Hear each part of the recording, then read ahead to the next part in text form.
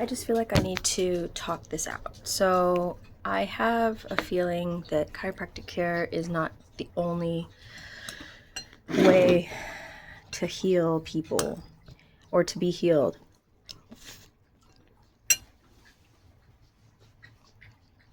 Because a lot of what happens, like what controls the nerves, is the mind. If you can center the mind, your body will follow suit. Now I'm thinking that what I'm going to do, or what my practice might consist of, is having the patients not only get adjusted, but go through sound baths that help reveal tension in the body, that puts attention to the person, and then figure out, okay, what do they think of when this happens? What do they think of when they feel this? And how does that relate to whatever's going on in their life? And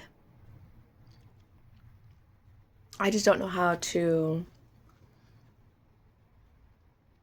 get results. I don't know what to do first. As far as, do I get a client? Do I do it myself? People might just say that I'm just trying to get clients, which is true. I mean, I need clients in order to do this, but to explain how it works, there's a lot of people out there saying that they have the answer. And the answer is if you go to their seminar, or if you buy their packages. And as much as I get that, you do need to be consistent with stuff, with certain things, right? If your goal is to have more balance, then you should probably spend a lot of your day, or make sure that you spend some of your day balancing every day. That way you can get better at it, right? So consistency is true.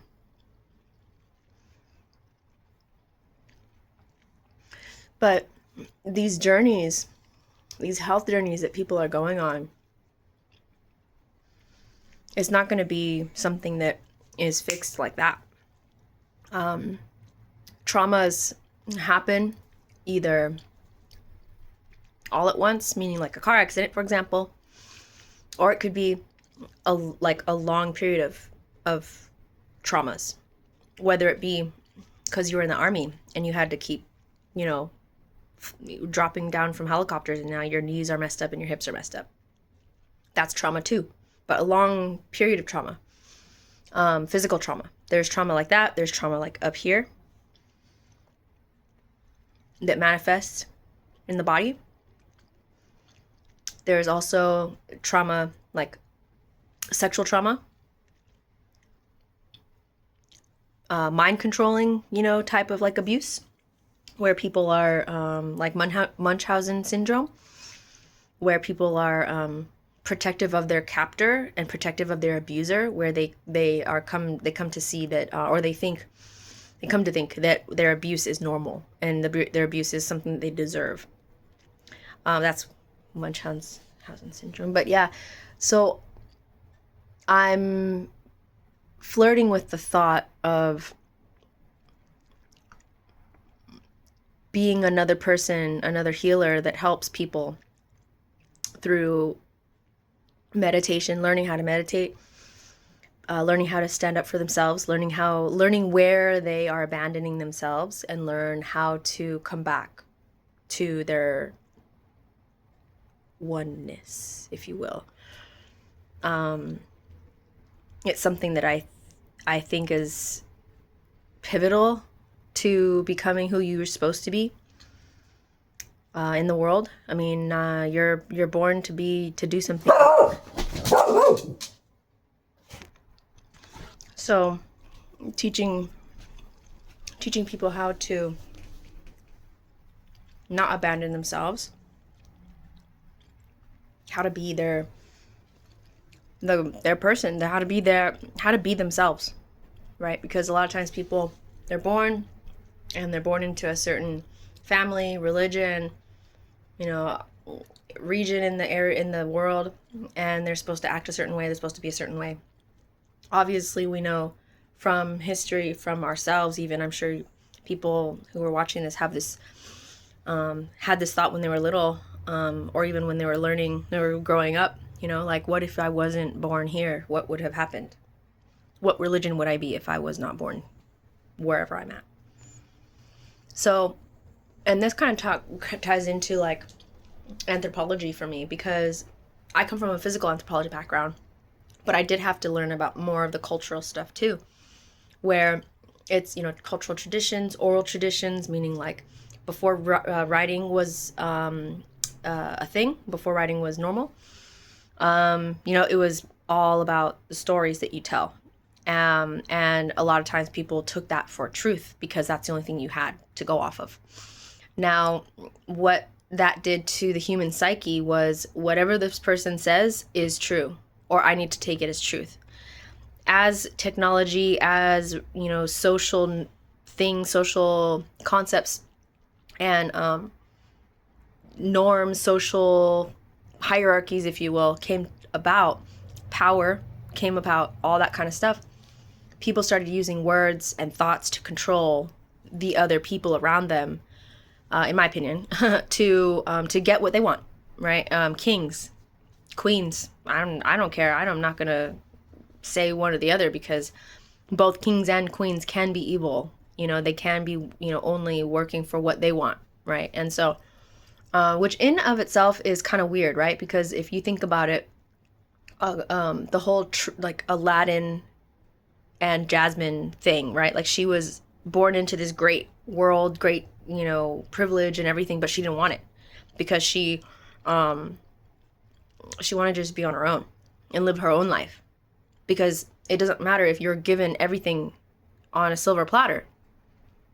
If you, as a human being, if you're not allowed to explore and do what you want to do, and explore what excites you, and you're only allowed to do what other people think is better for you, is best for you, then you eventually begin to abandon yourself.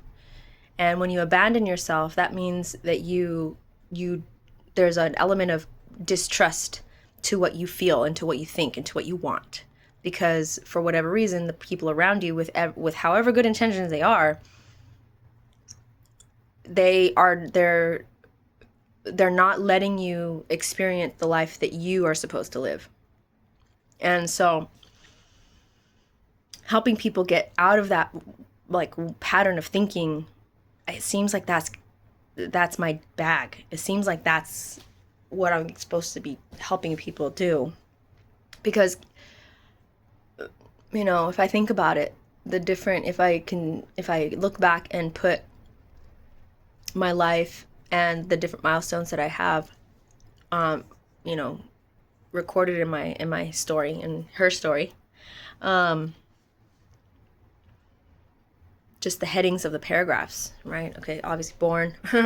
And my whole life I've been trying to learn how to be what everyone else wants me to be, so that I don't get picked on, so that I don't get nitpicked at, so that I don't get told no when I really want to, because I know better. If I knew everything, then I would know what's better for me than not better for me, right? I don't know if that makes sense, but if I knew everything, then I could make my own decisions. And it'll be right. It'll be correct. It'll be what I want and what I need. Except for, that's all well and good, except for what you need to do is know you.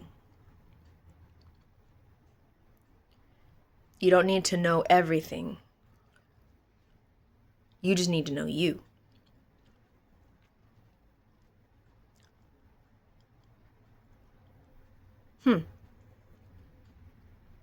Because if you know you, then you know that all the quote-unquote bad things, quote-unquote negative things, it's not really. Well, I can't exactly remember where I left off because Gorda was barking, but essentially, what I think the next steps might be is to get weird,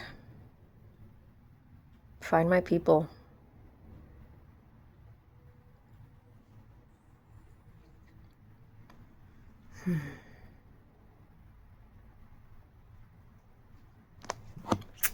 Well, there you go.